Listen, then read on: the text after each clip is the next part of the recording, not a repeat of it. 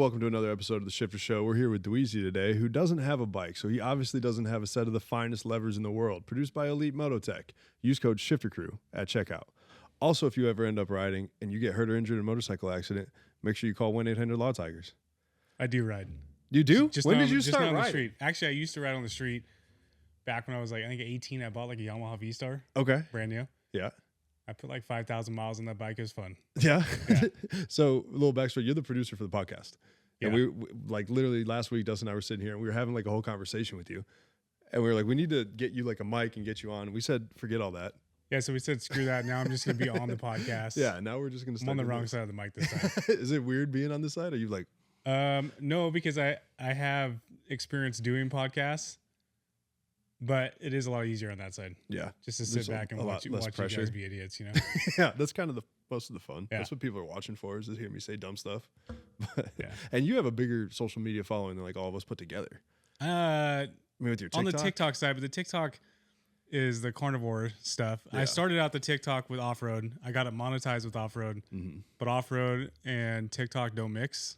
You break, Really? you like Oh, because you're like breaking community laws. guidelines constantly. And that's good to know. so I'd get like one video that would hit like 20,000 views, and then I get the next one that's like 300 views. TikTok's like that anyways. I don't know what's up with TikTok. Yeah. Right now I have almost 112,000 followers, and I can post something and get 300 views. No kidding. Yeah. And so anything that's like done that's not safe is what they consider against community guidelines. Yeah, so if right? I post like a lot of the stuff that I film is trucks jumping, or if you post something like that, if you're not an established account, like lately I've been trying to mix in some of my off-road stuff and nothing happens. They don't hit me with the guidelines. Okay. But that has happened before where they're like, hey. Yeah, when my account had like a couple thousand followers, they didn't like don't it. do that. Yeah, that happened to me one time because I made a joke about punching my kid, which was clearly a joke. Yeah. Like, he's 4, and I got like, wasn't allowed to post a story for 24 on hours. TikTok? It was on Instagram.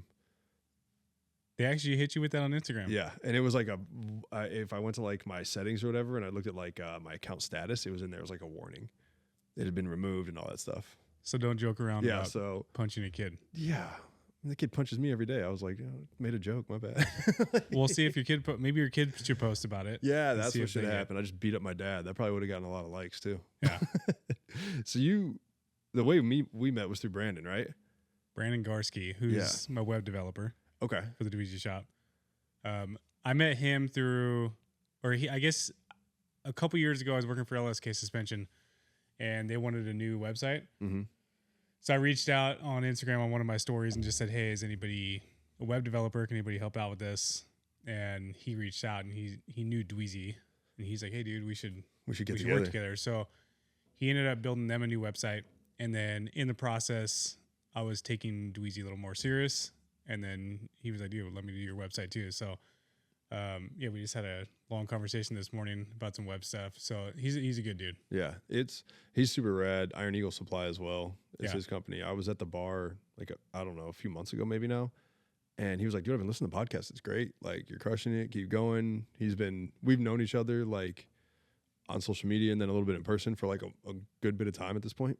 He's like, you're crushing with the podcast, man. Keep it going.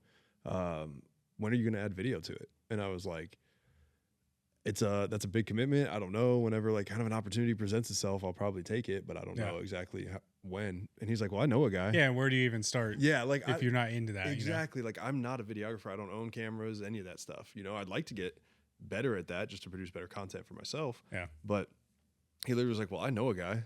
And he started telling me about you and flight school and a lot of stuff that I don't know if we can talk about on here, but like some of the projects that you have going. And I was like, dude, that'd be awesome. Can I get his number? And he's like, yeah, here you go. And then you and I were on the phone. I was outside of Josie's and it just turned into this.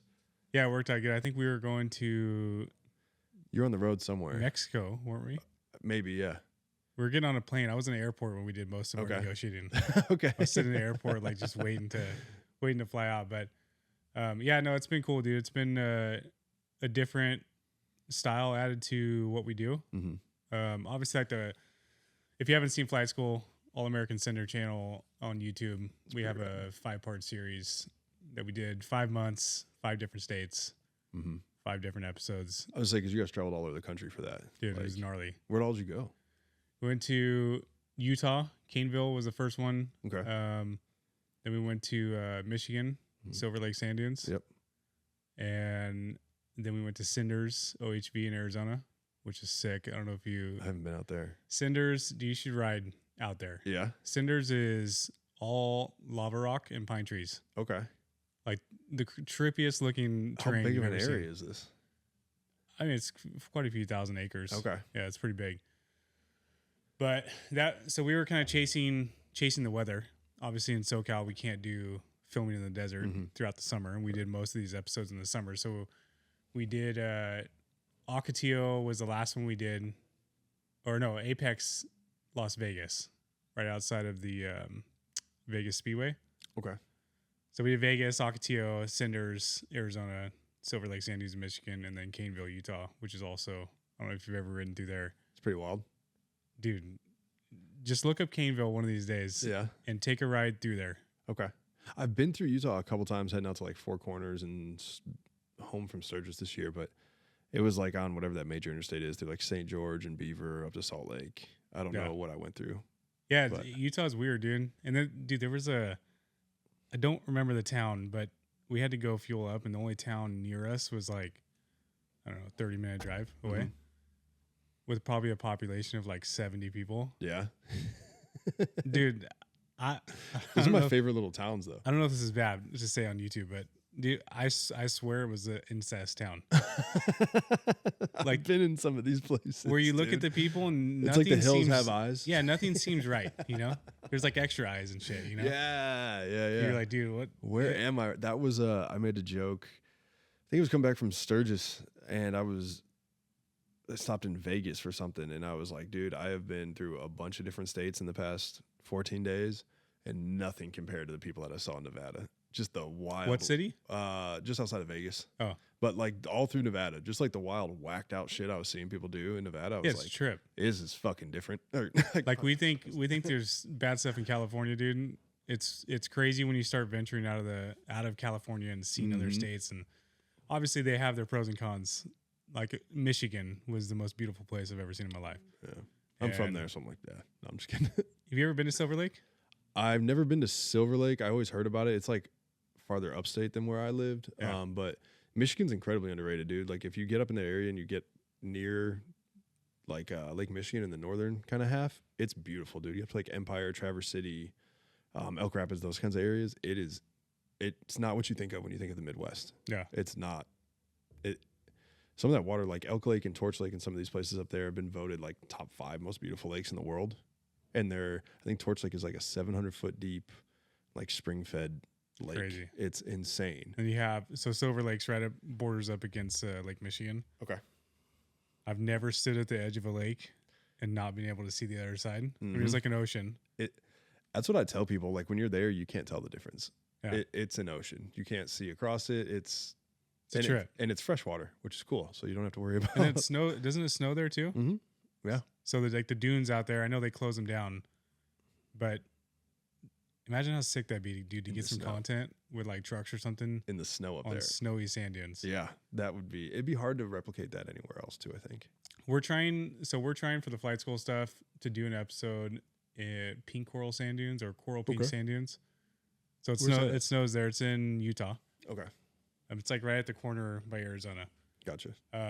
So it snows there too, but it's like, I don't think the snow stays there for more than a couple days. Yeah, so you have to like catch it.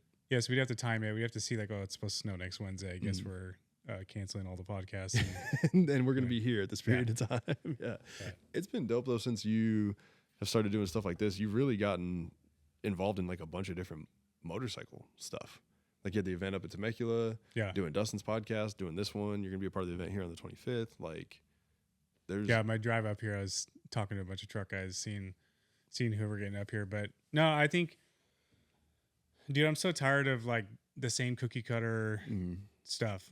For a filmer in off-road, there's 500 other filmers in the off-road industry.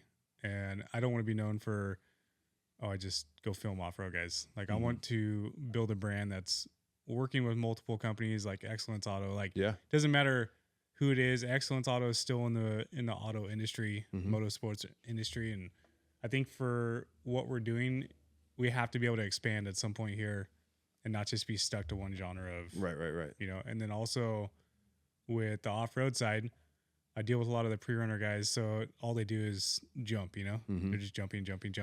So your content is going to be jumping, which is cool. Yeah, so that's why I want to intermingle with like the Harley industry, because for our side, we get so not bored, but for me, I'm like numb to watching a 7,000-pound truck jump 160 feet. For me, I'd be like, oh my God. Yeah, that's what I'm saying. So you bring in a set of fresh eyes, and then people are like re-stoked on it, you know? Whereas me, like, it's just business. I just film. And most of the time, I don't experience what's happening in front of me. Like, my job is to get that shot, and that's it. Yep. And then when I go home, then I can like review my footage and be like, oh shit. That was pretty cool. That was cool. Yeah, but you didn't get to really live in the moment because it's your job to capture that moment. Yeah, and a lot of times the drivers will come up to me and they'll be like, dude, was that sick? I'm like, yeah, that was cool. And they're like, dude, what the fuck? Yeah, like, what's wrong with you, dude? Like, why aren't you stoked on this? But I think that's me as a filmer. I think that's like maturing in my craft and what I do is I'm not there to get excited about what they're doing. Obviously, I have a play in that. Like, you want to keep people pumped up and sending it as hard as they can, you know? But that also comes with crashes, dude. I've filmed so many guys flipping their trucks, crashing, lawn darting their things into earth, you know? And that shit takes a toll on you too. Like I can see it. I can almost see it now. Like if a truck's coming out of jump, like I can see like, oh shit, this isn't looking good, you know? I've almost been hit by trucks like inches away, dude, off jumps and like, but that's like part of my fault. You know, I stand in certain areas because I want a better shot and it's full trust of 7,000 pounds coming at you at 60, 70 miles an hour, you know? Yep. And I had this one shot last season. This dude, he like, the jump was at like this angle. So I was standing at the top of the lip. I had like a wide angle lens. So I wanted to get him passing me. And I'm in my viewfinder and I see his truck pitch directly at me.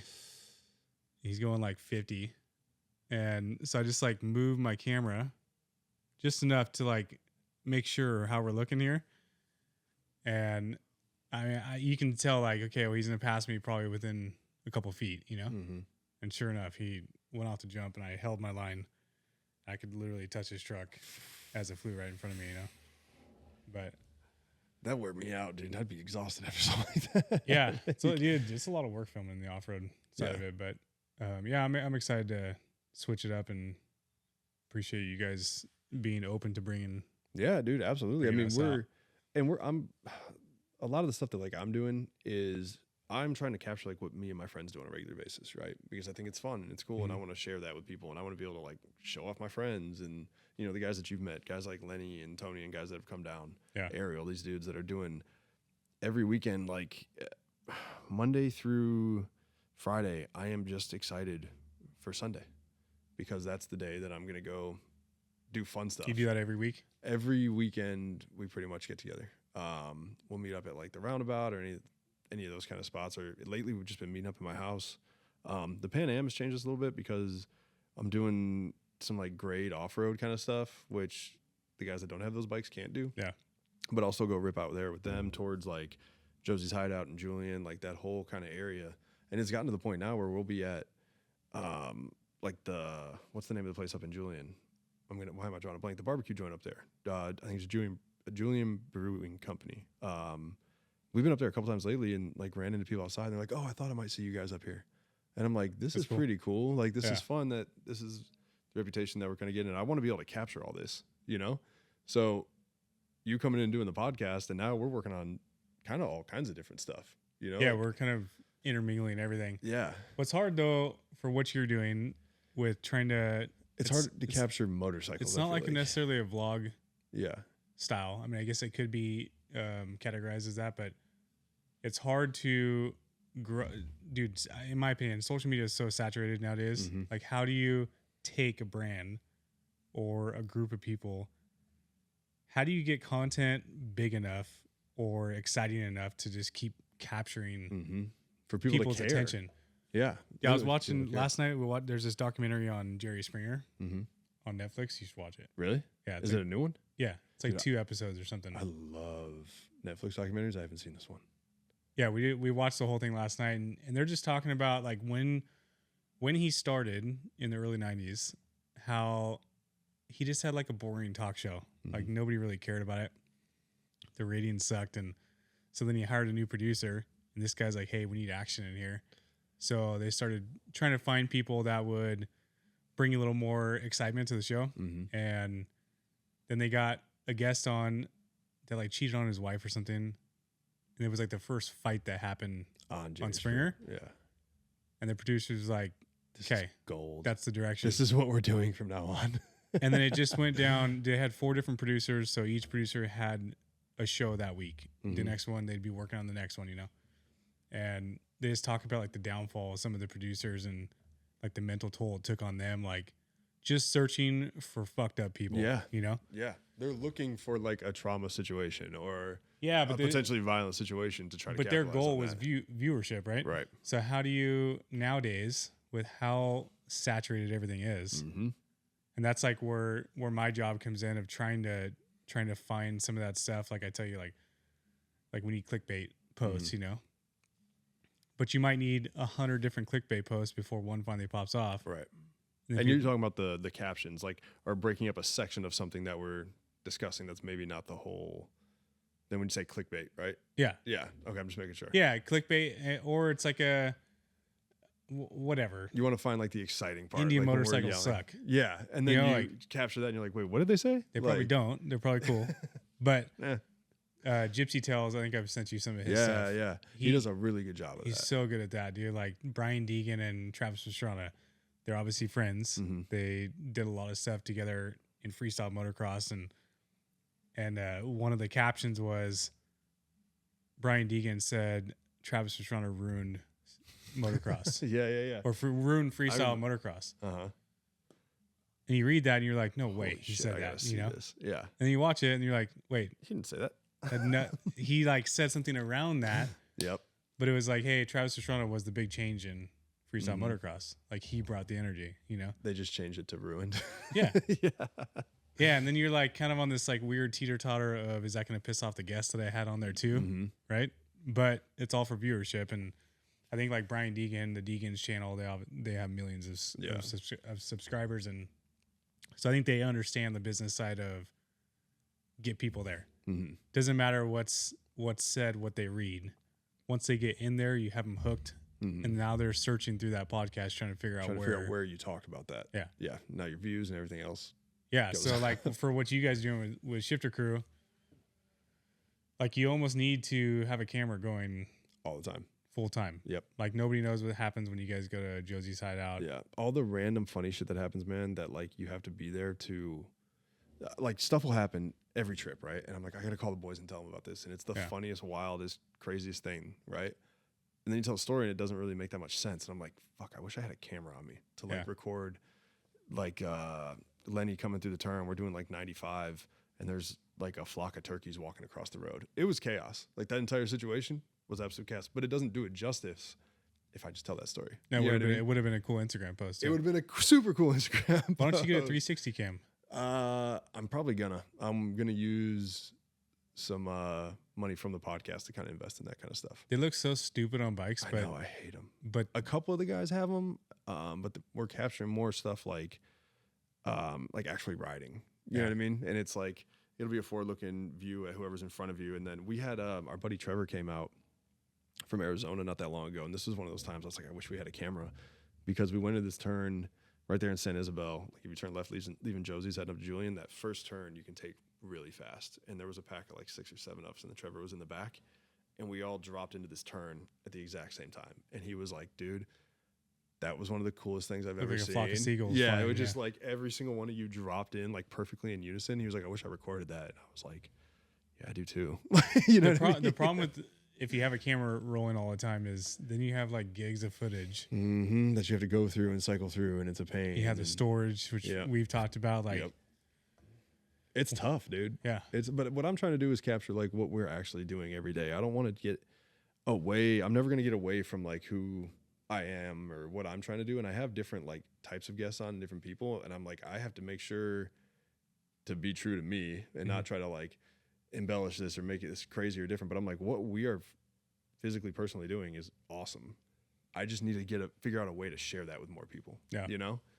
So it's something I'm working on, but organically too. Organically. I don't agree with Sergio and I were just talking about this, about boosting, like he pays like a marketing company. Mm-hmm.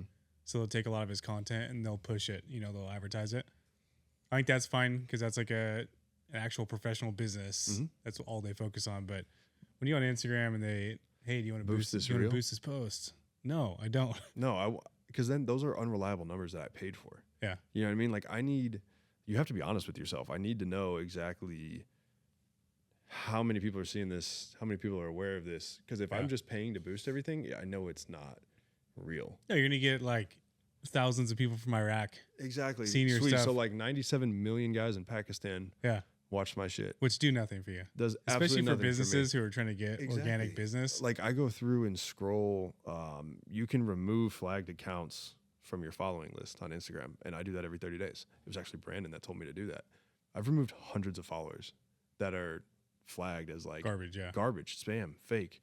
Because while I might have just shy of 7,000 followers, I get 1,000 views on my Instagram stories. You know what I mean? So like I know that I have a Dirtbike Trent Mercado from Cruises Originals taught me there's a difference between having followers and having a following. Mm-hmm. And that's what I'm striving for, is to have an actual following of people that are interested in what we're doing, as opposed to having 90,000 followers. Well, I mean, what does that do maybe for me? 5-6 years ago, 90,000 followers was cool. Yeah. But now a lot of those accounts with 100,000 followers, they get like 50 likes on their posts. Yeah. Which looks stupid to me. Like, yeah, I'd rather have 10,000 or less and be getting like 800 to 1,000 on a post. Yeah. You know? Yeah. Because those are the people, dude, I've tried to go through who I'm following because I don't like keeping my number. I don't like having my number high. Mm-hmm. I'd like to keep it around 1,000 if possible. Yeah. But then I'll go through, I've sat there and gone through the couple thousand people that I follow. And I can't unfollow them. Yeah. I know a couple thousand people. Yeah. You know? I don't necessarily talk to all those people, but I don't want to have that conversation when I'm like at an event somewhere and somebody walks up to me and they're like, hey, dude, why'd you unfollow me? Dude, which is like the most, oh my God, that's like an embarrassing thing to say. Yeah. Why did you unfollow me? Yeah. I would be mortified if I asked somebody that. Like, that's. It's just as bad to me. Like, dude, there's so many people who come up to me and Sterling will be right next to me. And I'm like, hey, follow me on Instagram and I'll shoot you a follow. And they'll be like, I do follow you. Oh, okay. I'm like, oh, yeah, let me check. Oh, dude, I thought I followed you. I'm sorry. Yeah. Yeah, no. But sometimes it happens, like depending on like the reel, or if a reel pops off and gets 1 million views, obviously you get like a few hundred followers that day off that reel. That's the other thing I've noticed with Instagram. I've never had a post like go any kind of viral or anything like that. But I did notice I posted something recently and it was trying to sell me the blue check mark. Oh yeah. Which from what I understand, it actually does like verify your account. It does things. Yes. It is good for you, but it is also a sales gimmick. Yeah. So I'm like, oh man, I don't know. I'm not saying I'm not going to do that. I need to look into it a little bit more, but I found it pretty interesting that Instagram was like pushing it on me like that. I was like, oh, do I have to pay for this? Monthly, no, I think it's good. I think when they first came out with that, when it was like before you could buy it, once you were able to purchase it, I think it got a negative connotation. It 100% did, because it used to be something you work for, right? Yeah. Like I want Instagram to invite me to be verified. Yep. Because I have such a big following. Yep. And then now, like, you see accounts that have like 500 followers and they're verified, you know? Yeah. But for a business aspect of it, I know I have some buddies who, for their business, they pay for it every month because they've already had accounts hacked. So if you work on an account for 4, 5, 6 years and you have X amount of number of followers, and then you get hacked, if you're verified, it's a lot easier to get that taken care of. Get that back. Whereas if you're not verified, then you're going down the rabbit hole of trying to figure out who you can even talk to. And I don't think there's nobody on Instagram that you can talk to. No. It's all emails and, you know. But yeah, I don't know. I get that notification a lot for the verified thing, and I can't pull the trigger. On it. Yeah. I need to look into it, because if it is something that's going to benefit my business, like I'd be foolish not to, but there is like just this stigma about it that I hate, you know, and I'm like, and then people are going to be like, you fucking sell out. Yeah. What? Did you guys see that Taylor has a blue check? Yeah, dude. My group of friends, I don't need that. Yeah. I don't need them to have any more ammo. You're gonna show up to like the hideout or something. Yeah. They'd be like, oh, there's big check mark guy, huh? Like, I don't need that in my life, dude. Yeah. I don't. Have you met Dustin? Like, I don't need that in my life. Yeah. No. But, yeah. And I mean, damn, we went down the social media rabbit hole pretty good. Yeah. But I mean, you do have a lot of insight that you've been kind of teaching me some stuff since we started doing this. And your TikTok is pretty cool with some of your carnivore stuff. Dude, I wish I could do something other than carnivore on there. Also, But that's like the algorithms that it's in. all the food that you post on there that you're eating looks fucking delicious. And I don't know if it's because I see it like first thing in the morning. Sterling, she's been crushing the food on. Is she the carnivore, one? dude. Yeah. I think I followed her the other day because I was like, oh, okay. And Yeah. she's talking about carnivore too. Yeah, she's like, trying all to. iron She's trying to skillets. do. I've been pushing her like, get on the TikTok thing. There's so many like chicks that do carnivore meal ideas Mhm. that have like hundreds of thousands of followers. Mhm. I'm like, you make good food. She's like, Yeah. oh, I don't like being on camera. Okay, we'll do a voiceover. Yeah. Like all these women, there's so many women like the Disney moms. Mm-hmm. They'll just take a bunch of videos at Disneyland and then voiceover. Mm-hmm. Oh, come with me at Disneyland today. You know, Yeah. like, and the moms will just sit there and stare at that for hours and hours and hours and Dude, hours. I'll watch that stuff sometimes. Yeah. Like, that's what my wife does. Yeah, so why not? Yeah. Like, why not try? And you have to be consistent. You have to not give a shit if a video doesn't pop off. Mhm. Like, even now, like, I did a video a couple days ago that has 50,000 views. And I just started doing carnivore videos again. So, like, I have to get myself back into algorithms on there. Mhm. But one popped off a couple days ago, 50,000 views. Last night, one has 700 views. You know, Mhm. like, you can't care about that. But I can make changes to my content. Like, obviously, right off the get-go, when somebody swiped and saw that video, it didn't, like, capture them, you know? Mhm. So the next one I have to do a little bit different, make a couple Right. adjustments here and there. And, yeah, it'd be cool to have it more on the, like, the production film style Mhm. and be able to make money off of it. But, I mean, I'm making money off of TikTok, so might as well keep doing Yeah, it. you like do what I'm doing, and you go to different places out there on the ranch. It looks like and set up like Yeah. a table and just start talking. Yeah, it's I'm like, I like, have what? like this 160 acres and beyond. Yeah. Obviously, it's a big valley below us that I can have as a backdrop. Mm-hmm. It's that pretty other- cool. That other people don't get to Mhm. do, you know? It makes it. I think for the carnivore thing, it makes it look like you're out there roughing it because you're out Yeah. there in the elements. Dude, with your we cutting board. last couple and your days, steak. we've been You've been it. roughing it. Yeah, Yeah. we're out of power still. It's supposed to come back on tomorrow. Okay. We had like 50, 60 mile an hour gusts for 2 days straight. Yeah, it's out in Agawanga. Is that how you say? Awanga. Awanga. I'm sorry. It's been gnarly, dude. We had a fire right up the road from us. They put it out, but yeah, it's different. It's beautiful out there. It's cool living. Mm-hmm. I get not off the grid, but close to. You know? You're kind of off the grid. And then when the power goes out, then you're off the grid. Then you're off the grid. Yeah. Yeah, so it's been cool. I think it's good for us in what we do. We're so busy all the time, so it's nice for the mental state to Mm-hmm. get up into the hills and have some peaceful relaxation when we can have it, you know. Mm-hmm. And it's quiet. Dude, at night you can hear a pin drop from 1,000 feet away, you know. Yeah. It's pretty straight cool. Like when we were out there, you took me up on this like kind of cliffside, and like a flock of birds flew underneath us, and I was like, dude, this is straight out of the Lion King. Yeah. Like this is where you live all the time. Yeah, no, it's cool.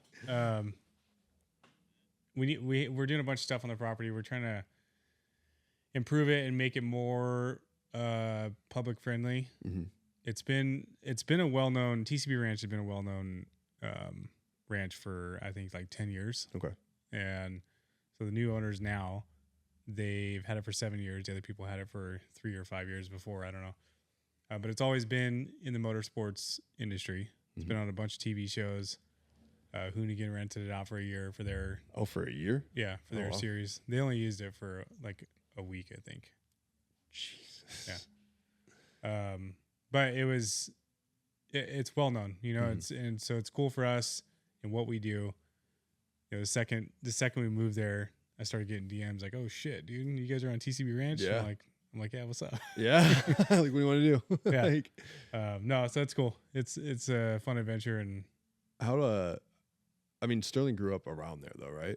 she grew up like 20 minutes up the road from there. I was gonna say, how was she like going from? I'd imagine living in town before that to living kind of off grid. Like, was that an easy transition or? Dude, we've had this conversation so many times. She's like, I think she's 50-50. She loves being in the outdoors. Mm-hmm.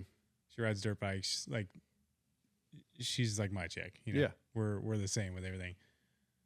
But she likes the city too. Like she likes New York. Mm-hmm. She likes going to visit cities, and I can't stand cities. You're like, I have no desire to ever. Oh, you get in there and it's just they're dirty. Yeah. I don't know what it is, dude. I'd rather live in the dirt than go into a filthy city. Yep, I get that. And then the people are just like, I don't know what it is. Like my parents have a property in Maine, so that was one of the places we went to last year. Drove all the way to Maine from Southern California. Oh, you drove out there? Yeah, I pulled a trailer for my dad. Ooh. And like you think going to Maine once you start getting in there, Maine's beautiful, by the way. It's beautiful, but the people, really, dude, they're just like, I don't know, democratic, like I get it, like rough people, dude. Yeah, they don't like new people. No, in they their town. definitely don't like your California license plate. No, and they definitely don't. They can tell too, like the way I dress compared You're to not from here. them. Dude, we went to like a dirt bike store and tried to find one. It's almost impossible out there to get my dad a helmet. And this probably like 67-year-old lady was running the place. Mm-hmm. And they had like 3 helmets on the shelf that were $100 helmets. I'm like, hey, Dad, you probably shouldn't get This isn't the one we want. Yeah. Yeah. Maybe we just order them online, you know? Yeah. And he's like, well, they're here. Like, and she heard me talking to my dad. And she's like, we have plenty of helmets. What are you talking about? I was like, oh, I was just telling him, like, we can look at more online. And she's like, well, I have all these right here. Like, she's talking to me like that. Oh, my God. I'm like, hey, well, my dad's 70. I don't want him in some $100 helmet. Yeah. If he goes down, obviously he knows how to ride, but like, hey, let's get you like a mid-grade helmet. Yeah. Know? And she was trying to argue with you about it. She was not. Well, I was taking her one customer for the day. You know? Maybe a week at that point. I told her, I said, look, I'm not trying to put your guys' store down. I'm just talking to my dad. Yeah. And by the way, I'm not fucking talking to you. Like, yeah. No, I can imagine that being kind of weird. And they're probably like, who the fuck's this guy from California out here trying to I'm wearing like my flat bill hat. And my Ethica, my short shorts with my Ethica boxers hanging out from underneath them. Yeah, they're not into it out there, dude. No. I've been to Maine once, and I was there February, March time frame, and like way up there. Well, actually, it was like on the border of New Hampshire and Maine, and it was beautiful though. Yeah. There was like a 6-foot base layer of snow. Like it was just. Have you been gorgeous. up there not in the snow season? Nope, only been up there. Dude, once. the bugs. Oh, I've heard it's terrible. I've heard it's absolutely terrible. They have like, you know what a moose fly is? No. They have Is it like a horsefly? Yeah, but it's bigger. It's bigger than a horsefly. Yeah, and they just they land and take a chunk. That's it. There's no like warning. Adjustment. Yeah. These things are like, I'm not kidding you. They look like hornets, but they're flies. Yeah, and you're just like sitting on the porch. Like my sister lives out there. That's why my parents bought a property out there. And we're just like sitting on the porch with her. And I'm like swatting bugs the whole time. And she's used to it. She's just sitting out Doesn't there. bother. Like it's nothing. I'm like, dude, how do you freaking deal with this? I can't do this. It's annoying. Yeah. You know? Like I want to be able to sit out here and not ingest a bug from talking. You know? But I haven't. When I was there, it was winter. It was cold. Like we didn't have bug issues, but I lived out in Virginia. Some of the flies out there, like the Great Dismal Swamp that you read about, like that was where a lot of stuff in the Civil War happened. Like the Union Army was like hiding in that area, and it's swampy, and just driving past it is a pain in the ass. I can't imagine those dudes in the 1700s like living in that. You know? I mean, probably bites and shit all over them all the time. Dude, and that's something I can't deal with. Like camping's fun. I enjoy sleeping outside, but bugs. Do you ever watch Naked and Afraid? Yes, dude. That's like the thing that got people to quit was the bugs. Like they'd be out there. Some of these guys would be doing all right, but they couldn't get through the. Yeah, I grew up tent camping, and then bought an RV. Never tent camped again. Really, that was it. Yeah, I don't care to. Yeah, like I guess we've talked about like tent camping at the ranch. I think maybe something like that, like an overnight, couple dudes, like a couple hundred yards from your house. Yeah, but once you go to the desert and you have a shower, you have a nice bed, you have air conditioning, you have everything you need. You're not going backwards. When you are in the dirt all day long, and then have to go sleep in a tent, and then go get in the dirt all day long again, and do that for 3 or 4 days without taking a shower, like I guess you're used to it if that's all you have. But the second you can like clean yourself off and clean your eyes out at the end of the night, I will never go back. That's it. You're done. There's something. I've slept like underneath my bike multiple times, and there's just something ridiculously enjoyable about it. Underneath your bike? Yeah. like bike next to me, tent right next to the bike. And it's, I don't know, I love it. If I could get a couple other guys that had like adventure bikes or Pan Ams, I would totally do a camp out there at the ranch. That'd be sick. Yeah, like, it'd be that cool. Overlook. Oh my God. Yeah, have a bonfire and just have like a chill night. Yeah, exactly. Every time we've had campouts, like we've done a couple of them I talked about on here. We did one in Big Sur and then another one in Tahoe, and they were a lot of fun, but they were kind of rowdy. You know what I mean? Like when I showed up to the second one in Tahoe, all the other guys had taken off work that day, and I didn't get off till like 5. So I had to bomb from like essentially Fresno up to Tahoe. And by the time I got there, everybody's already drunk. Yeah. I mean, which like it was fun. We had a blast, but I've done it by myself 2 nights. And I was like, this is kind of the way to go. I don't know. I enjoyed it. Speaking of drinking, are you still drinking? No. Or are you still not drinking? Since Monday. While you answer, I'm going to check on my camera. Okay. No, since I did the 60 days and then I went out to Texas and had a really good time out there. And then Dustin and I talked about it last week, and I was like, yeah, I think I'm done for a while. And then I had a buddy come in town that was super unexpected. My good buddy Dan came down, and I was like, all right, we'll quit Monday, and then I'll have like a good start day.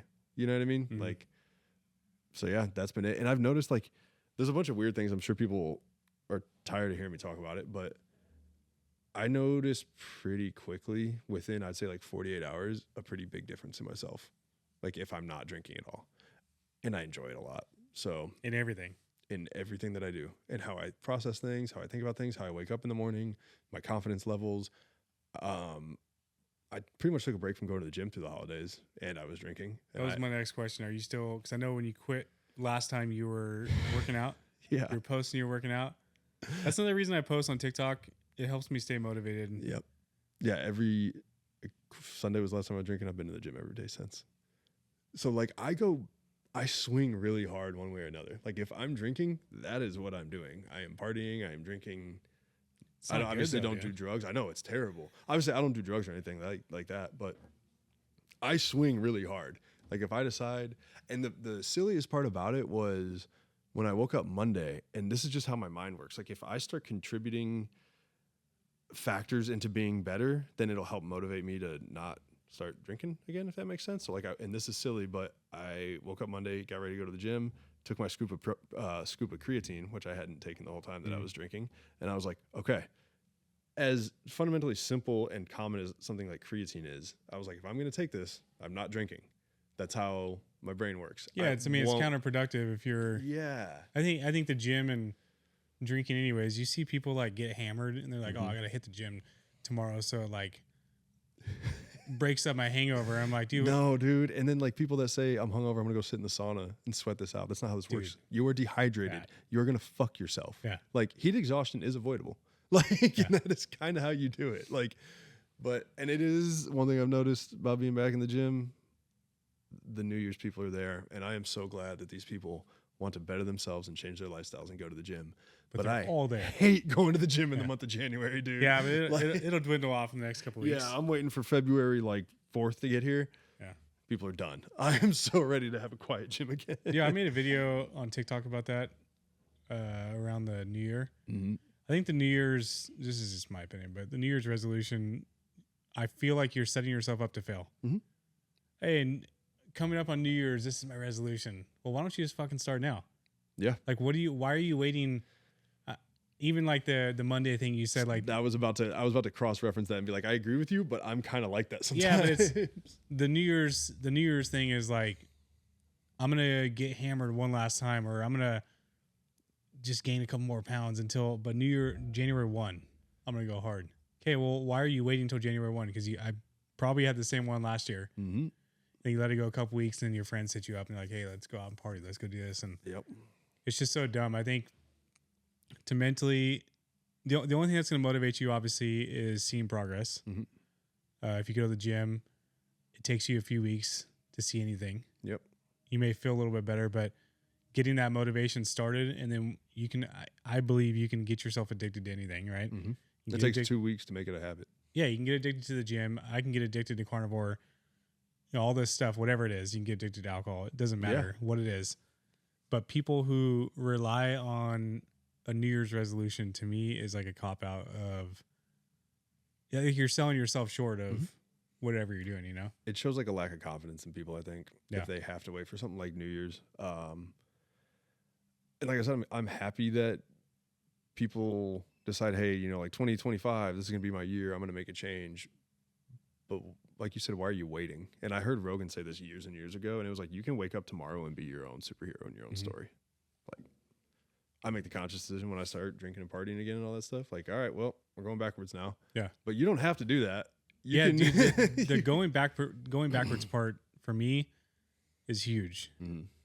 Everything you're doing should be progressing yourself and your family and your life forward, whether it's half a step or one full step, whatever it is. However you want to look at that, you're still moving forward in life. Right. But the second you start like allowing things into your life, which, you know, we all have a conscience, we all have a guilt and know exactly what this stuff does to us. You allow it in, and you're like, hey, well, that's probably going to put me back like 5 steps. Yeah. And then you have like this road, this why. You have to decide yes or no. I think as humans, we all suck at 100%. making good decisions, you know? Yeah.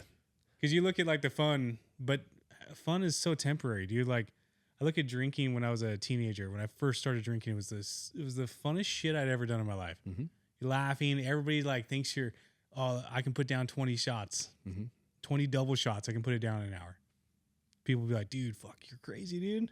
No, you're going to get alcohol poisoning. Oh, I mean, I used to do that though. Yeah. Dude, I used to put down so much, but I would put that much down because I could handle it, and it would make me feel cool. Yeah. People would be like, dude, Doug's the shit. That you know? dude's tight. He Yeah. can drink, dude. Yeah. You know, and like it gives you this like false ego in your life. But nowadays in life, obviously I don't drink. I try to be as healthy as possible. I fail through the holidays. I failed with that. But I told myself like, hey, why don't you just live a little? Why don't you eat those dinner rolls, eat the Hawaiian rolls, dude? I can fuck those things up, dude. But you get through like a couple days of eating those things, You feel like and shit. I'm tired again. Yep. I feel bloated. Then I'm just sitting there, dude. I literally like my motivation and like not depression because I've never really been a depressed person, but almost like feelings of depression would come in. Like, dude, I'm just fucking up, you know. Like I did last year. I did 225 days of the carnivore diet straight, not one cheat day, and now I can't get through like 2 days. You know? And that's like I was saying earlier. I noticed within 48 hours, I start feeling better. Like I 100%. After a couple of weeks of boozing, I'll start getting depressed, and I can feel it, and I lose energy, and I'm like, and then I'll just like, well, I'll just drink again tonight and we'll feel all right, and then tomorrow it's worse. You know what I mean? That's what happens. I don't know how people do it. I mean, I was there, did it for years, but now that I'm out of it, like you can't imagine going back and being hungover again. I don't even. No, I watch all these guys in the desert. Obviously, off-road side guys drink, smoke a lot of weed. Yeah, I watch them just. Do you smoke weed? No. Okay. I watch them be idiots at night, and then I'm up at 5:30 in the morning, ready to start my day. I'm waiting for trailer doors to start open.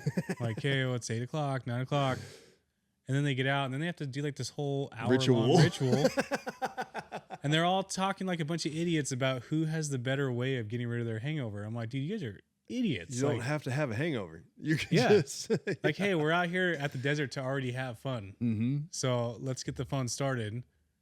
But I think where people feel uncomfortable is like the nighttime stuff. Like, what do you do? I go to bed early. Yeah. Because I don't need to sit there.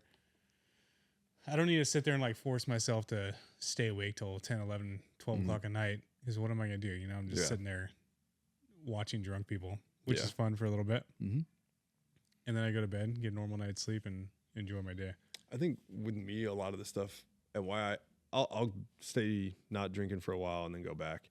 A lot of the stuff that I associated with like shifter and first getting into bikes, I hate to say this, but like a lot of it was associated with drinking. You know what I mean? So breaking that trend a little bit is something that I'm now kind of trying to do. I think every industry, that's the one consistent thing that like draws everybody together. I don't care what it is, right? Yeah. Everybody's you go out and get drinks outdoors. Yeah. Like whatever it is. So to try and intermingle yourself with those people still, and then you kind of have to learn how to have fun too again. Yep.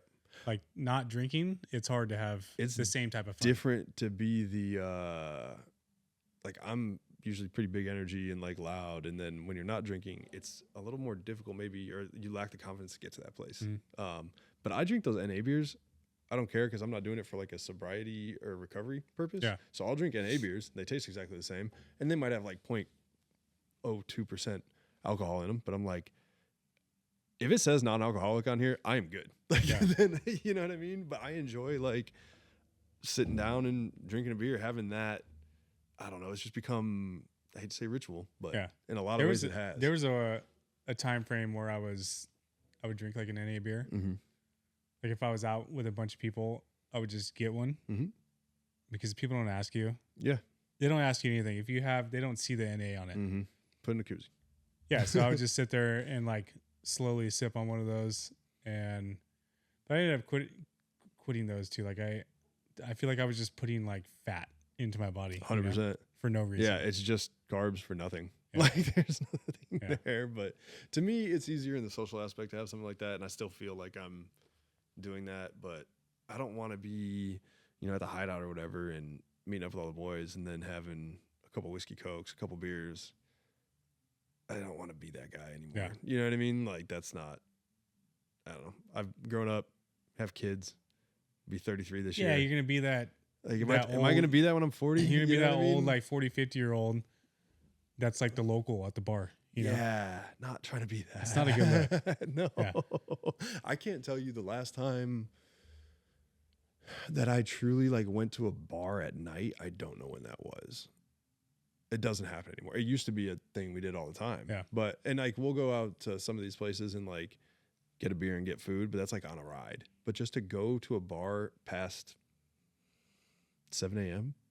Yeah, it's kind of weird. I can't tell you what am I going there for? Like I couldn't tell you the last time I did that. Yeah, I think for the most part, nothing good happens. At those not places. At all. I think I'm trying to think if there was an event recently that happened, but not really. Like it's just not really a thing I do anymore. If I go there, sometimes we'll end up at places, but it's like to get food, But no, that's just the part that's kind of. I mean, sometimes I miss bar food. Yeah. Some bar food. Maybe it's when you're drinking that it just tastes absolutely. Have you ever been out to the East Coast? I mean, besides going to Maine, but no. Okay. You ever been to like a Wawa or anything? No. Oh, dude. There's like a couple staples like Wawa and Waffle House. Wawa's like a gas station. I mean, everybody knows Waffle House. Yeah. But to me, the rituals are the same. Like going to a Wawa and get one of the sandwiches from the gas station there. From the gas station. Bro, it's the best though. It's like a full This guy just name dropped like Waffle House and gas station food. No, anybody that's from the East Coast, like hopefully Left Lane Syndicate listens to this because he's gonna be like, yeah, Wawa sandwiches drunk are where it's at. 100%. Are they good when you're sober though? Yes, they're still good, but they're better when you're drunk. You know what I mean? Like that was like our thing that we would do. We lived in Chicks Beach out in Virginia Beach. We'd end up shooting up to the corner. I love food. The carnivore diet makes it very difficult. Last year on TikTok, I did an experiment with going back to regular food. Mm-hmm. Because a lot of people would ask me like, hey, what happens if you cheat on the carnivore diet, So I'm like, oh, this could be a series. Mm-hmm. It did well. But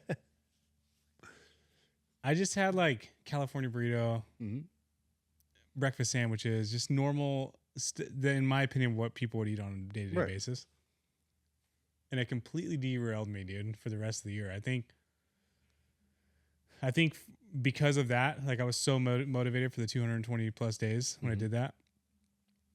And then I started that thing and it like mentally effed with me. Mm-hmm. Like, dude, why'd you just do that? Yep. Even if it is for social media. Yep. I thought for sure, I'm like, yeah, dude, I'm strong with this carnivore diet. Like, I'll just go right back to it. And then it was just like 50-50. There were so many things that you kind of made an excuse for yourself to go, well, I'm already off it. Like, I might as well eat this thing that I've been thinking about for a while. Like, what's one more day? Yeah, when you stack days on something, it's different. It's okay to fuck up. And I'm not saying that getting off carnivore is fucking up by any means, but it's okay to fuck up in that way. But don't do it 3 days in a row. Yeah. You know what I mean? Like, if you're trying to be sober and you have a beer, okay, the world's not going to end. Don't drink a beer tomorrow. Yeah. You know the problem is you get into ketosis, and then say tonight, I'm like, you know what? I'm going to indulge in my favorite thing, tacos. I'm going to go have some tacos. It's cool. in the time being. I know I'm going to put down like 7 tacos. Yep. And then it's going to take me another 4 or 5 days to get back into ketosis. In that 4 or 5 days, you're like kind of lethargic feeling. It's a commitment to cheat on it, you know? Yeah. But let's switch gears real quick. Okay. I want to talk some motorcycle stuff. Okay. Sorry. Yeah, we went down the. Yeah. Maybe this will keep some of your viewers in here. Electric bikes for Harley. Are they doing anything with that? The live wires? Is that it? Yeah. So they used to have a thing called a live wire. They made every Harley dealer, I believe in the country, had to install one of the chargers for the electric bikes. I never rode one. I heard they were the fastest things ever. I mean, there's no gears. It's all electric, right? I don't think they were doing very well. And then... How long ago was this? I want to say I started seeing them in like 2017. So before like the big wave, like right now we're in a big wave of EV bikes. It was they were early on it for sure. I want to say the first time I saw one was at Southside Harley in like 2017. I know that was the first time I saw one, and I moved here from there in 2020. But I'm pretty sure I saw it like a little bit before that.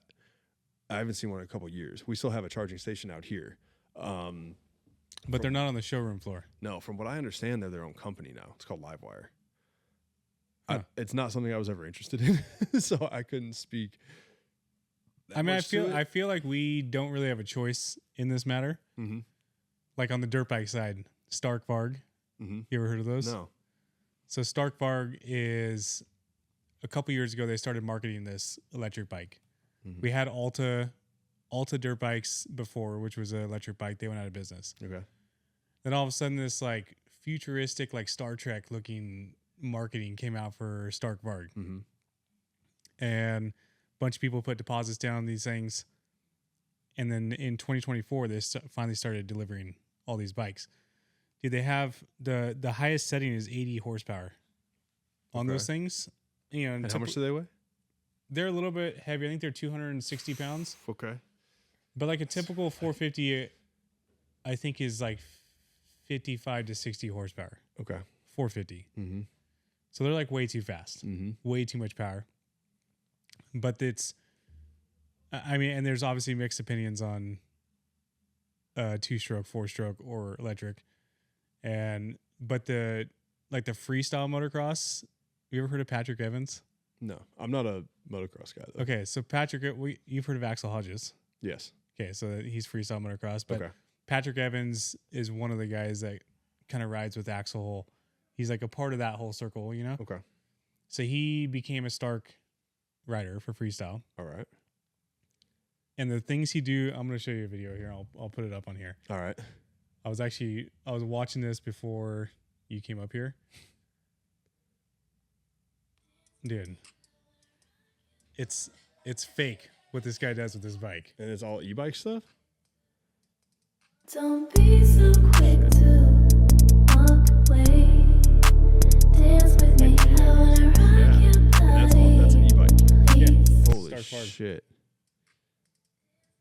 Yeah, you got to put this on the video. That is sick. Shout out to Ryan Ritter for getting that clip. But yeah, so you see like the moto dirt bike side has taken, I mean, you go to the track now. I went to the track a couple weeks ago, and there's these Stark Vargs everywhere. I mean, at first it was like this, like almost like mythical bike, you know, like, oh, when am I going to see one of those? And now they're everywhere. So I'm just curious, like on the street side of things, the comparison kind of to what? Does Harley, like, are we going to see like Senders Only ripping a electric bike one of these days? I'm not going to speak for Dirty and Joey over there. I don't think so. The live wire thing never really caught on because the Harley community is so, for the longest time, it was air-cooled V-twins. And anything other than that was just angry noises coming from people, right? Like, that's not what they wanted at all. Even a bike like the V-Rod that was a liquid-cooled motor coming from Harley, while that bike was cool and it had a lot of... That's the live wire, yeah. It's actually not terrible looking. It's not, but it's electric. And we're talking about Harley people. Yeah, that whole section. Yeah. Where the motor's supposed to be. Same with the Stark Varg. Like it's a very interesting looking. Yeah. Like I was saying, the V-Rod was a liquid cooled motor that came out like '06 maybe, maybe before that. I could be way off on that, but people hated that, and that was like a technologically advanced bike. Okay, that looks different, They're but it sharp looks looking. yeah, it looks cool. But I don't see the electric thing coming back. The biggest thing that Harley did that I would say like recently that really, there's been a few things that they've done that have kind of pissed people off. Getting rid of the Dyna, which everybody was up in arms in that when 2017 was last year, the Dyna. Then people caught on to these M8s and they all became soft tails. They got rid of the dual suspension and monoshock. Once people caught on and started riding them and realizing how superior they were, while there's still a huge Dyna following and people love them, everybody understood the new Softail. Like, okay, this thing's great. What you have happening recently, which anytime something changes, I initially don't like it. I don't care what it is. I was pissed when they got rid of the Dyna. I mean, I think It's just, I don't like change. any manufacturer. I don't think When does. Chevy comes out with their new truck, you're like, dude, it looks like, terrible. Oh, everybody And hates then you it. see the first one that's like leveled out with rims and tires. You're You're like, dude, that okay, I do thing's like sick, it. you know? Yeah. That was kind of how I felt with the new, they obviously released 2024 models were the first for the Street Glide and the Road Glide that were completely different. I'm not sold on them. Like the 25s. The 24s. So like the different headlights that are out there, you have Rushmore, which is like what my bike is with the dual headlights for the Road Glide. And then the new ones are just one continuous headlight. And I looks like the new Tron. ones. You like the new ones. Exactly. But I used to absolutely hate the road glides. Mm-hmm. But you In hated the the 90s. pre Rushmore ones. Like The Road Glide, I don't want to insult anybody here, but the Road Glide really to me didn't become cool until the Rushmore editions, which was like 14, 15 and up. that's your style. Yep. That was when they were cool. And now, but you have every so many years, they're going to reinvent and rechange and redo this kind of stuff. I look at the newer style Road Glides, and while they're cool, there's things I like about it. Like the tank, the edging that they put on some of the tanks, some of the lines that follow, I think is really cool. I look at the front and I'm like, it looks like an Indian to me. That's just how Or does an Indian look like a Harley? Did Indian have that first? Yeah, Challenger. The Indian Challenger came out in 20. God, I hate saying dates because I always mix it up like 2020, 2021. So the Challenger's been out. So when I look at that, I'm kind of like, that's just what I think of. That's not taking a shot. They're still nice bikes. I have buddies that ride them. They perform really well. A lot of them are coming with 117s now. If you get the VVT, you can get a 121 on the bigger stuff. But I don't like change, you know? So that's kind of the trend that I'm seeing right now. But Harley knocked it out of the park when they did away with the twin cam and they brought out the M8. They did really well with that. So I don't want to be putting my foot in my mouth again. When they first came out with the Pan Am, I was like, that thing's going to suck. Like all these stupid Harley people, you're not going to take business from Yeah, you're like mixing in like BMW people. Yeah, and I'm like, this is stupid. They're going to fuck this up. And then I rode one and I was like, dude, so the Pan Am's so bad. Obviously I still need to ride one. Yeah. But There's one outside you can ride after this. dude, I've been seeing them everywhere. Yeah. Unless there's know. another bike that looks similar to it. It might be just because you know what it is now, though. You think that's what it, because you found out about the Pan Am in the last few months, maybe? Yeah, I've seen him. So yeah, exactly. So I've seen him, but I had no idea what it was. Yeah, now, but you're like, oh, there's one. There's now because you know what it is. And I'm kind of the same way because I look for them. I don't see them very often, but whenever I see somebody else, I'm like, Yeah, you can hi, see friend. the headlights. In The the front headlight end. looks it looks unique in that aspect. Yeah. I don't know how well they're selling or how well they're catching on or anything like that. And I work at a Harley dealer. I should probably know better. But they're a nice bike. Like that bike, I haven't had an issue yet of not being able to do something. We'll be going for a ride and I'll see a little dirt trail and be like, I wonder what's up there. You can go up there and do that. You have the all-terrain tires on it? I have like some little knobbies, but not like true knobbies. But yeah, I don't know if I'd put true knobbies on that thing. I wouldn't. It'd be sketchy on the street. Well, and that's the thing. That's what I enjoy about it is I can go rip with the homies in the canyons, and then I can go out to your ranch, and I suck at riding in the sand and the dirt, but I can do it. And I'm the limiting factor, not the motorcycle. Yeah, you know what I mean. And I was a guy that 3 years ago was like, fucking thing's stupid. Not buying. Yeah, that. but I mean, I'd be scared to ride a bike like that in the dirt. It's heavy. You don't want to drop it. Yeah. Because once you get off the dirt, it's still a nice motorcycle. Right. So if you pull up somewhere, you don't want your motorcycle all scratched up and looking like shit, Exactly. And then you obviously don't want to get trapped in between the dirt and the bike. Mm-hmm. It's a commitment. How much do they weigh? 550 pounds. 520 Yeah, so pounds? double a 450 Yeah. in weight. Yeah, that's what I let my buddy Dan ride it the other day, and he was like, "Dude, it feels like a big dirt bike. It feels like a big dirt bike." And he rode it up and down the street by Josie's. He's like, "Dude, I got it up to 90," and I was like, "I want to go faster, but I feel like I'm doing 90 on a dirt bike, Yeah. and it sketched me out. And I was like, yeah. I mean, I've never ridden a dirt bike, so I don't know. But Well, when you come out to the ranch, we should just switch. yeah, I'm down. You can get all squirrely on a 450. Yeah, I'd be down for that. Yeah. That'd be You never fun. ridden a dirt bike? Never in my life. Not a pit bike or nothing? Nothing. Nobody really knows that. But yeah, never nothing. Well, now you know. You should. I don't know. I feel like if you rode a bike a couple times, I don't need any more hobbies. Like I'm very addicted. I mean, neither do I. But I'm personality. gonna get back on the street. Yeah. I'll get a Harley. Unfortunately, I'll probably get a Road Glide. Yeah, this no, time. I have a road glide. Like road glides are. No, I say it's unfortunately at. because for years I was like, I couldn't stand the look of them, dude. Mhm. I still don't know if I like the fixed fairing. Mhm. Like I think it looks funky when you're turning, like the bike's Mhm. headed this way, but the wheels going that way. You don't notice it as much as you. You're not really gonna. I'm saying from from a different perspective. I think the Road Glides in the 90s or before whatever Mhm. model you're saying, all the way up to 2013. they were very. The fixed fairing was very distinct. Mhm. I feel like now they've like kind of molded it a little bit It looks a differently, little so more it's a little more natural. hidden. You know. Yeah. But before it was like just the fairing, and it was like a cut off on the bottom, Mm-hmm. and then you see the forks like moving underneath Yeah. that thing. I thought it looked a little goofy too, but Yeah. I don't know. They They look so sleek now, though, dude. they do. I think you should be a guy that gets a Pan Am though, just for like where you live. It would be a pain in the ass to get a road glide to your house. It But really there's would. nothing like the chop of a Harley underneath you. That's true. That's 100% true. My dad has an electric glide. Mm-hmm. I've ridden a couple of electric glides. I've ridden It's a couple gonna of be- street glides. It's gonna be a pain in the ass to get a bagger to your house. I'm just thinking about it now.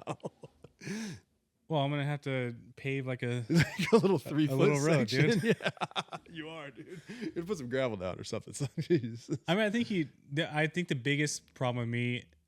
I mean, yeah, we get it into the dirt, no problem. But how filthy that thing would be would drive me crazy. Uh-huh. Like my truck, Mhm. my truck looks so sick when it's detailed, Mm-hmm. but it's like so pointless. I just spray the dirt off now, Yeah. and then I drive around town with a dirty ass truck that I've spent a bunch of money on to Mhm. make it look good, got a wrap on it. But I live in the dirt, so I can wash it and then take it home, and in 10 minutes there's dust all over it. You Yeah. know? I get that. It's annoying. It's gonna really annoy you if you buy a nice new road glide. Well, I mean, it won't be anytime soon. We gotta get Sterling she wants an SUV this year. What does she have now? She has a Toyota Camry. Oh. We've been together for 3 years. When I met her, it's only 3 years, dude. It's crazy. We were just talking about that yesterday. Mhm. Yesterday was 3 years. Oh, nice. Feels like we've been Congrats. together for like 10 years. You know? But she had like 85,000 miles on her Camry, I think. Mm-hmm. It's been 3 years and she has 210,000 miles on it. Yeah. That girl's driving. Well, we both do. We bought a truck 2 years ago that I put 60,000 miles on it in a year. Mm-hmm. Less than that, 10 months. And then we bought this dually.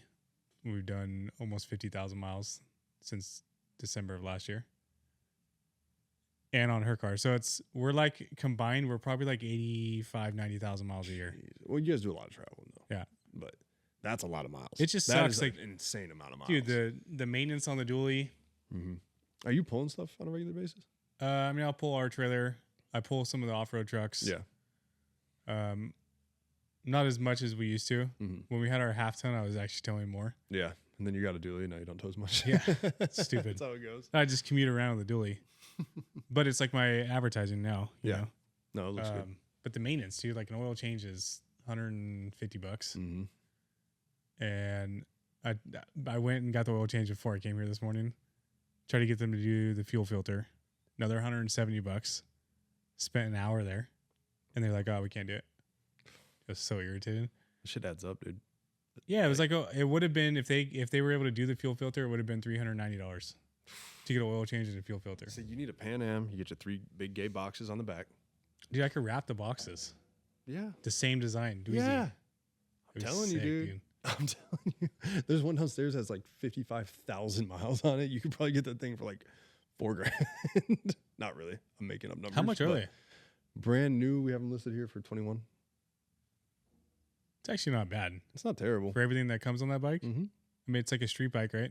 It's more like a street bike than a Harley for sure. Yeah. Pricing wise, street too. bike and a dirt bike had a baby. That's And kinda this how I guy think about bought it. And I was like, I want that. when I first met Taylor, remember when we met at like what's the other San Diego Harley? Where'd we go? Yeah, we were at San Diego Harley. Yeah, I brought the bagger down. I'd never seen the bagger, and like this guy's like got on this badass Harley. It's a sick Harley. Thank you. And I'm like thinking Taylor's like this big bad dude, you know? And then he's like, dude, I just bought a Pan Am. I'm like, what the fuck did you buy? Dude, like I said, I have an addictive personality. Like the bagger. So the bagger's up at Cobalt Cycles right now, doing some motor work to that. I love that bike and I want to give it to my son one day. Like I'll never get rid of that thing. I have, in a weird way, like an emotional connection to it. So many things have happened to me and I attribute a lot of them to that bike. Like going to a lot of these events and making some friends that I made and even starting this company all happened because of that bagger. I have an unhealthy relationship with it. We should probably never get rid of it. I'm never getting rid of it. So right now I don't have it. It's up there. Hopefully not a couple months from now I'll have it back. Get a makeover. Yeah, I've changed my mind a few times. Kevin's changed my mind a few times on what we're gonna do to it. It's cool. But so now I'm just riding the Pan Am every day. But I'm so excited to get that fucking bike back, dude. Like, is that the guy who was on Dustin's podcast? Kevin? Yeah, at my house. The yellow glasses. Yeah. Oh, nice. That's him. Yep. So he has my bike. He actually sent a picture of it on the dyno earlier. So he's gonna do an initial pull, laugh at me for what it's making right now, which is perfectly respectable numbers, by the way. Fuck you, Kevin. And then But he hasn't pulled it apart yet. No, we just got essentially a build sheet done a few days ago because I have changed my mind multiple times. It went up there for something. I'm not gonna tell everybody what I'm doing to it. It went up there for something, and then I realized I know 20 guys with that. Yeah, I want to do something different, and then we got to something different, and then I realized we could change a lot of other things if we went an even different route. So it's gonna be a monster when it comes back. Well, when you get it back, we should shoot it. 100%. Get you doing like a burnout somewhere. Yep. Ripping that thing. 100%, dude. Like, and I want to do videos comparing the two bikes too, because they'll be very, very comparable number wise. Which bikes? The Pan Am and the bagger. Serious? Yeah. What size motors in the Pan Am? It's a liquid cooled 1250. And the size motor in? Not gonna say what motors Well, going in the bagger. no, stock like in the in a road glide. The one mine is a 107. A lot of them now are 114s or 117s. Which is how many cc's? 1836, I believe, in the 107. Or I believe that's right. That number's in my head for But some the weight reason. difference is big too. Yeah, over 800 pound bagger, 500 pound Pan Am. Dude, watching Senders Only throw the bagger around. Who's the guy with the bagger? Joey's with the Joey's smaller bike, super right? tall. Well, I don't know if they're always on the same bike. It's got to be. Was it a gray bagger? It's got to be The Foley. gray bagger, he had the blonde hair. Yeah, Foley, dirty. Yep. Dude, Those dudes are so sick. he like They're pulled up. so He pulled up sick. to the Shreddy toy drive, like they were just setting up their booth and stuff. And his bike looks brand new, super clean. I wasn't even thinking that bike was going to be doing any type of demo that day. And then all of a sudden, you hear their bike start up, and just go straight into a burnout. And I peek around the back wall in our booth, and it's this dude on his bagger just completely sideways, just like throwing that thing around the street. I'm like, and then he whips it like it's nothing. The other direction. Yeah. It's pretty wild. Those dudes are nuts, man. They're fucking rad. Local dudes, Senders Only out here. Yeah. It's impressive. They really are. And Joey's fucking amazing on a motorcycle. He doesn't compete anymore, but he's big, like 6'6". Yeah. Dude, like he stands out anywhere he goes. Shout out to Senders Only. Yeah, there you go. He's got a shirt on. They're also the intro to the podcast, which I still think is cool. Yeah, we should probably get a new. It'd be cool to keep using them, but go to another one of their events and get some more stuff. Now that we're like settled in. Yeah, now that we're like in a groove. A little, Yeah, it's cool. It was cool mixing them with the off-road guys. We had pre-runners all down. I forget what street it is, but right in front of Shreddy's headquarters right there. And so we had a ton of trucks lined up, and they were just stopping traffic, doing a bunch of demos on their bikes. Yeah, it's gnarly. getting after it. Yeah, those dudes show up and are just rowdy. Yeah, and I think too. I think with the Harleys, with how loud they are, when they're screaming from here to the camera, right next to you, just doing a burnout, like you're just like waiting. It sounds like a bike's gonna explode in your face. You know? Yep. I mean, because they're just redlining the whole time. It's pretty sick. Yeah, you need to come up to Sturgis and check them out up there. Like, yeah, I want to do a booth. Yeah. I don't know. I mean, I shouldn't be speaking about, I don't know what their plans are, but like watching them, I got to watch them in a giant lot this year, and I was like, holy shit. Like, and I don't think of those dudes like, because I know them as like buddies, right? So I don't think of them as like stunt dudes, really. I'm just like, oh yeah, fucking senders. Like, they have a bike shop and all this other stuff. You know what I mean? It's like me with the pre-runner guys. Yeah, I'm just like, no, it's just like, they're not stunt guys, they're just my friends. And then I'm like, oh wait, yeah, no, they are. But watching them up in Sturgis this year in this giant open lot, I was like, these are so fucking good. Yeah, it's cool. It's cool that people put their shit on the line for the fun of other people. Yeah. You know?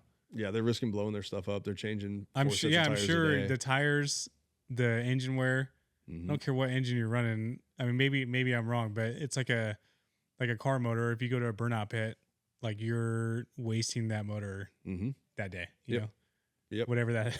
That's entails. like they do burnout pits up there too, and I'm like, everybody's trying to get me to throw my bag around it. And I was like, I have to ride this home. Have you ever been to LS Fest? Have you ever heard of LS Fest? Like LS the motor? Yeah. I've never been, no. Dude.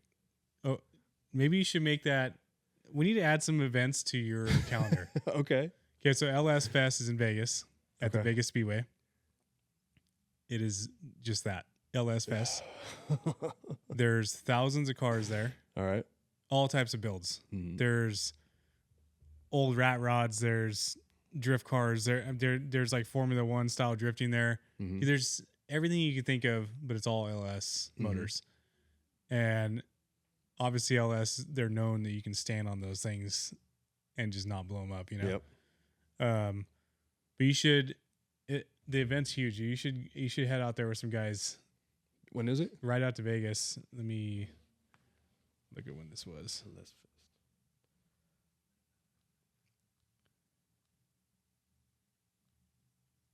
There's so many events throughout the year, dude. Let's see. On a podcast, on a phone. Maybe it was in April. I need to figure that out because we're going again this year, but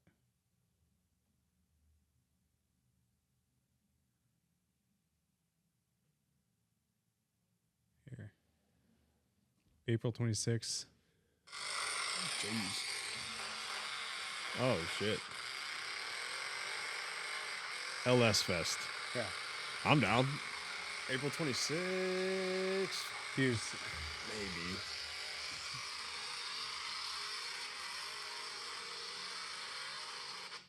Oh, man. Okay, so burnout pits. They have the burnout pit, which is the most annoying thing to listen to all day. We were camped right next to it.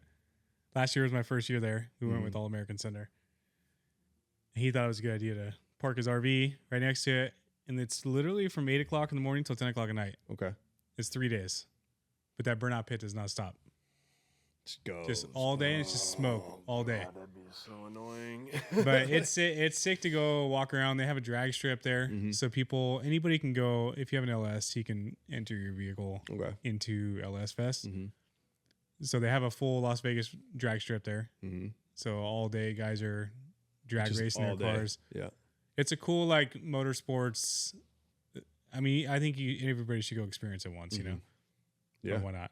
Yeah, no, absolutely. I want to do kind of more stuff like that. I've got the schedule. It's kind of cool because we have like a book schedule for the year, and I'm like, holy shit! And I'm having to starting to say no, which is amazing. Yeah. But I do want to mix it up and kind of do different stuff. Like there's 3 or 4 events. It's a good problem, but it sucks saying no. Yeah, and there's 3 or 4 events that I just won't miss, like no matter what. Yeah.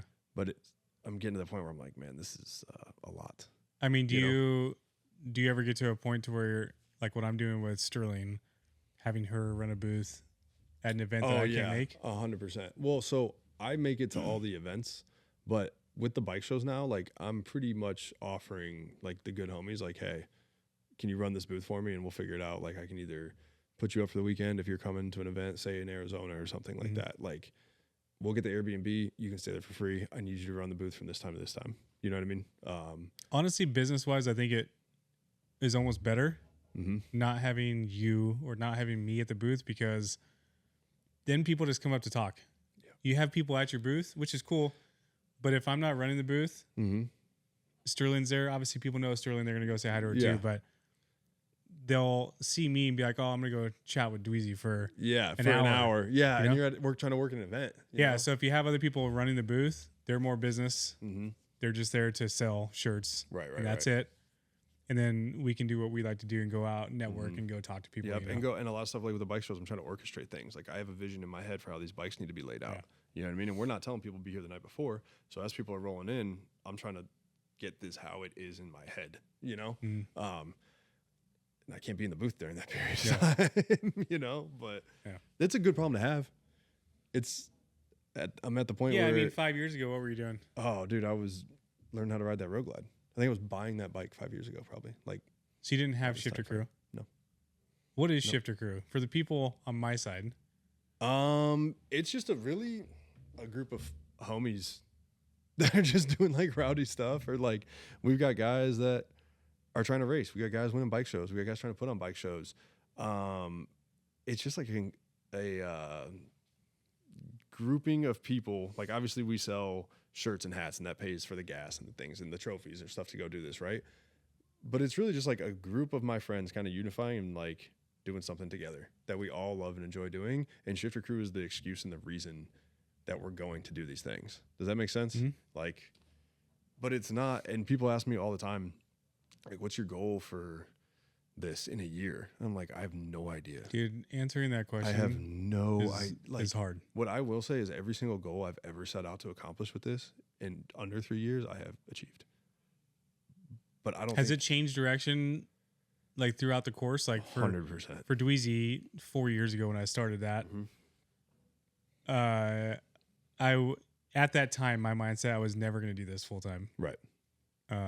I just did construction. I was gonna be some old grumpy piece of shit construction guy. Yeah. You know, like my like my whole family. That's it. Mm-hmm. That's like what they all my grandpas and everything. But as you start like meeting people in the industry, you like take a step further into the industry, get a little deeper with like the athletes or people, whoever you're working with, and you kind of have to like mold to what's happening. 1,000,000%, dude. Like when I first started this. Like I sent a text message to a group of buddies and was like, what do you guys think about this? And I thought, we'll make some t-shirts. It's that t-shirt right there is the which foundation is sick. I'm still of all. waiting on Shifter Crew shirt in general. Okay. That's a different conversation. But so it was that shirt. I had like kind of that image in my mind because we were just like breaking our stuff, like riding hard and breaking stuff. So I wanted like this kind of cracked up, broken looking V-twin. Shout out to LRK Design. He did that one. It's a super sick shirt. Thank you. And it, my goal was to like make something and then be able to take that money and put it into our bikes. That's all I was trying to do. I wasn't planning on this being a business by any means. Was this going to be a business? Now I have an LLC. It's not the same thing anymore, but we had a group of dudes, right? There was like a bunch of us and everybody kind of had these different like visions for where it was going to go. And there was guys that were like, this was what they wanted to do in life. And I'm like, you're forcing this. This isn't going to work. If what we're doing is not completely natural and you're trying to force an issue here and make something happen, it's not going to work. Like we just need to be us. Yeah. It just be genuine dudes, do fun stuff, be silly. Like none of us are assholes. None of us are any of that.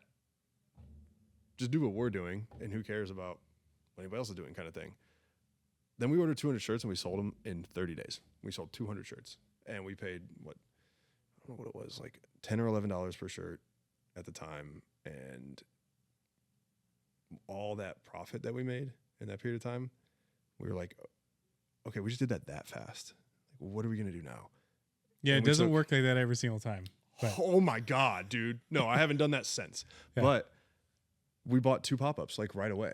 You know, like we bought the business starter kit or whatever it was. It was like $1,300 for this. And then we bought the little things you need. A computer, a label maker, a Shopify account, like all of these things that a lot of little things. We didn't have any of this when we got the shirts. Like I was writing people's names and addresses on, you know what I mean? Yeah. Like on the little labels and then going like that. So that shirt kind of jump-started us being able to do this. And then we're like, okay, we now have a couple of pop-ups and this much money left over.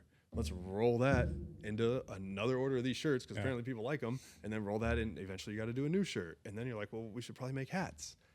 This all fluctuated really quickly within like. Dude, if anybody's ever started a clothing brand, you obviously know the pain, but it is a pain in the ass to figure all this stuff out. Dustin's probably going to laugh at this, but yeah, I mean, people are like, oh, you should make a hat. Okay. Yeah, let me look into this. Oh, a round of hats is going to be $1,500. Okay, so I just have to be out of pocket and hope that I sell these. Yep. And that's a small run, too. Oh, yeah. $1,500 is 100 hats ish. Dude, Shreddy Aaron was on when he was on. Did you listen to that podcast? I haven't yet. You should probably go listen to it. Yeah. But he's talking about the runs they do are like $200,000, $300,000 for merch. I mean, and that's what, and I believe that. Like me as a small brand, when I do a merch order that's like $3,000, which is a lot for me. Like that $3,000, once you get it all, you're like, dude, this is nothing. You know? 100%. But you're thinking before, like when you put the order in, you're like putting all your size, and that's like a whole other thing too. Like it's 3 boxes full. Serious, like $1,000 a box. Yeah. Dude, it's bad. It's insane. But I think it's obviously a big necessity if you want your name to grow, because you have these billboards walking around now in different states, and like it's super cool getting an order online from somebody out of state. Like, like I would never dreamt of that 4 years ago, you know? And I'll continue doing it. Like I want to put every penny of our merch back into merch or back into some type of marketing for the brand. Like right now we need a bigger Easy Up, but a 12 by 20 Easy Up is fucking $1,800 or something like that. Yep. 100%. It's not easy, dude. And then the cost, like people are so opinionated on what we charge. I don't know if you've had people do this with you, but I had one person bitching me because my beanies were $24.99. They were upset about that? Like they DM'd me. Like, come on, dude. Really? $24.99? And that's pretty cheap, dude. I let it get to me. It pissed me off. That would make me mad. So I like screenshot beanies from other brands and just sent them. They're all $24.99. Like, this is the going rate. They're like, yeah, well, those are bigger companies. I don't give a fuck. I don't care. It should be more expensive for me because I get it. I have to pay more. Yeah, because I'm not ordering 1,000 of them at a time. Yeah, these guys who is this a friend of yours? He's like an acquaintance. Yeah. I just told him, I said, look, dude, I said if you don't want to buy it, don't buy it. I don't care, because there's people who are buying it. Yeah. So if you can't, if I told him in a DM, I was like, if I'm not worth $24.99 to you, then go shop somewhere else. Yeah. And I'm okay with that. Yeah. No hard feelings. 100%. And there are like margins and numbers that you have to hit. If you're going to pay this much for a blank, and then you're going to have to pay this much to get it printed, you need to make this much off of it in order to continue growing and being a successful business. You could also just invest $20 into a hoodie, sell that hoodie for $20, and run it back, and you're going to be able to kind of fake it all the way along. Yeah. And it's never going to get any bigger, and it's never going to grow. So like one thing that I did when we first started making hoodies, we bought the cheapest fucking hoodies that we could because we didn't have a ton of money.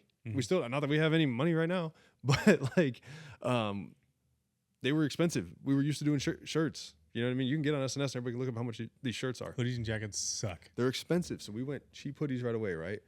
This past year. What's a cheap hoodie? Just for the people, your costs. Like $16. Yeah. 18 15, $16. Yeah. Is for like the cheapest lightweight hoodie. The cheapest, crappiest hoodie. Yeah.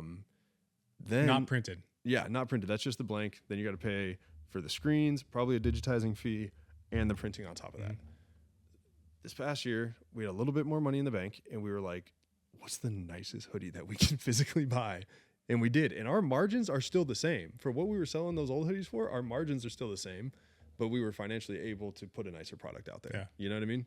So that's kind of what we're Well, you want people to talk about your product. Yes. In multiple, like, oh, Shifter Crew came out with a sick design. Oh, Shifter Crew, I bought one of his hoodies. It feels a nice good, hoodie. You know? Yep. I've had a lot of people tell us the shirts we picked. They're super soft comfortable. And nice. Yes. And to me, I'm almost more excited hearing that than the design. The design. Because the design to me is just going to keep changing. You can make a different design. Yeah. But having a good quality shirt, that was an issue we had the first time, and it probably hurt us a little bit. We bought Gildan shirts. Yeah. The very first run we ever did. We don't know. We didn't know. Like, dude, they came out like squares. You know what I mean? And thank God people stuck with us through that because those Gildans were rough, dude.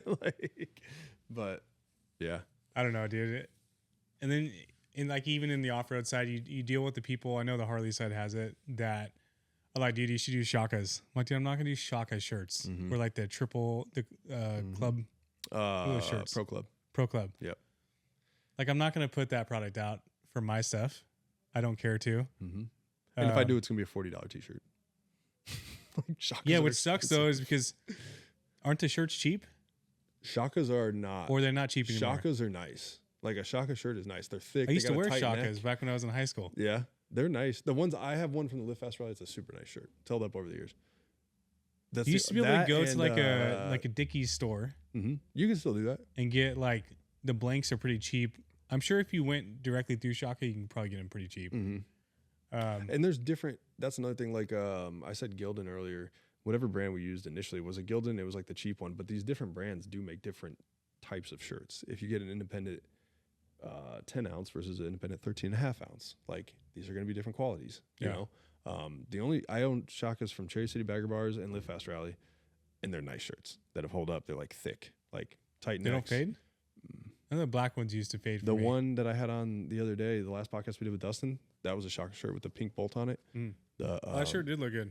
See, looks good in the podcast. Yeah, too. Right. Yeah. Shout out to Brett. I've worn his shirts a couple times because I've had them for years and they hold up. Yeah, like they're nice. Yeah, they're hot though. Yeah, like during the summer, Shakas they're hot. They're thick, man. But if I'm on a motorcycle, I'd rather a thick shirt than a thin one. Do you ever shop current styles that are going on nowadays? Nope. I found a nice shirt and that was it. No. I mean like trends. Not really. Trends of clothes. Because you want to like. It honestly sucks because you feel like a sellout with how some of the trends are going. Like guys' shirts they're not as fitted anymore. You know, if you go to Tilly's, all the shirt styles are changing. Like baggier type. They're baggier and shorter. That's like, weird. Like almost like the Gildan, you know? Yeah, dude. It was like a little box. Like that's what it looked like. But that's what guys are wearing. I'm not into it, dude. Neither am I. We haven't done anything like that. No. I know Sterling's yours is starting like a girl line too, right? Yeah, we already did a few shirts for the women's line. Okay. But that's hard too. Like most of the brands for the girls, they have the same crop top shirt that everybody buys the same ones. And we bought those the first round. We didn't want to do crop top shirts again. We wanted crop top tank tops. Yep. Something a little tighter fit for girls. And so we found some like styles online, sent them to the merch guy. And dude, he searched for like a month. Nobody can find it. So then I started talking to like Run and Rowdy, a couple other brands that we're friends with. I'm like, hey, dude, have you guys tried to find these? I'm like, dude, we can't find them anywhere. Like to get like the more trendy girl clothes, they're like custom runs that people buy, or you can buy them off like Amazon, which we did this last time. We bought like, I don't know, 200 crop top tank tops off Amazon. Wow. That's a good amount, yeah. But we didn't know, and when we got them, they're double layered. You can't print color on double layer. So the colored design we had now had to go to black. Yeah. And now you're getting away from what you were trying to create here. Yeah, it's frustrating. Our windbreakers didn't work out. We have all of our windbreakers now, but the color didn't hold on them. We experienced that too, where for whatever reason the material, the first time we tried to do it, it just fell off. We haven't gone back to trying to sell windbreakers. Yeah, the color's there, but it's soaked into the material. So instead of a bright pink, it's like a maroon almost. Yeah. So I think you can do like whites on there. There's a Crash Inc. has a really nice one. I wear it all the time. It's like an windbreaker. Yeah, really nice. You go get a Dweezy shop one. Okay, I'll just bring you one. I'll do a trade. I'll do a shirt. Yeah, let's do a trade. I don't think I have any hoodies right now. But No, I'm down with the shirt. I don't wear hoodies a lot. Okay. But yeah, no, it's for anybody trying to start brands, dude. It's difficult, super difficult. There's a lot of like everything that we did was based off of YouTube, and I've tried to help people out here and there. Like I know guys that have started stuff after me, and I would send them like, hey man, this is the printer I bought, or I can't like, I don't want to say I can't like give you the answer to all your questions, because a lot of it's just what works for you, and this is what's worked for me, and I'm not shy about it. Like anybody that's ever hit me up, I've tried to help them. but there's just a learning curve, and you have to figure out how you're going to be able to do it, you know, and whether that be the style of shirts you have, how you're doing your shipping. It's not easy. You have to be flexible too. Yeah. Sterling's at home doing inventory right now. Like Dude, inventory's the worst. I'm tired of our inventory process. You know, like we do all of our inventory, send it all to Brandon. He updates the website. Like the website's legit. It's all WordPress, like stuff I don't understand. Right. It's not Shopify. I used to deal with some Shopify stuff, but like the organic growth you get off of your own domain, own everything is way better, you know? Yeah. And so we'll have like all of our inventory done, and then we go do a show, and then we don't update our inventory on the website. You have to do it immediately, dude. Otherwise, your stuff is messed up, and then people are ordering stuff you don't have. We got orders this weekend. We got 2 orders this weekend, and there was one thing each that they had ordered that we didn't have. I'm like, didn't. Yep. Luckily, one of them's like a sponsored chick that we have in Arizona. She bought a bunch of stuff, so we just sent her like a women's crop top hoodie, like, or a windbreaker, just to like give her with the stuff. But yeah, it's hard, dude. It's hard because my business is not only merch. So it's like, in my opinion, it's the back of my mind. Sterling runs that side of the business. But then when the issues come up, then it becomes my problem, you know? I'm like trying to do my other business, filming, editing. 100%. And then Sterling's like, hey, we have a problem. I'm like, fuck, dude. Yep. I don't want to be like, you deal with it, you know? She's just trying to help. Yeah. No, she kills it, dude. No, that's right, though. It's cool that you guys have that together, too. Yeah, she does all the photography. Yeah. You guys got that little photo was shoot sick. with her. Thank you for that. It works out really good, dude. We started doing weddings this year, or I guess last year. I think she's booked up like 8 weddings for this year. Oh, yeah. So that's the goal, is to have her just run merch for the Dweezy shop, and then handle like the wedding stuff. I shoot the videography with her for weddings, but I think I'm gonna start hiring that out to other filmers. Okay. It's a lot, dude. Yeah. Like it's one thing to go to a wedding and shoot for 6 hours, but then I have like 40 hours of editing after that. Yeah. And you have to tell a story, which is fine. But if I was only a wedding videographer, I'd probably have more patience for it. But I mean, you see my schedule. This day I have to be with this guy. This day I have to be with this company. This day. And so then when I start stacking 40-hour edits on top of my work schedule, it doesn't work anymore. Or I go there and it's rushed, dude. And I don't want to give somebody a product that they feel is like rushed. You know? Right. No, that makes sense. So, but yeah. Well, yeah, dude. That was an hour and a half. Solid. I'm starving. Can we get some food now? Yeah, go get some food. I'm on carnivore, so I'm gonna intermittent fast for the day. All right. Well, thanks for coming on, bro. Well, you would have been here anyway. But yeah. Later.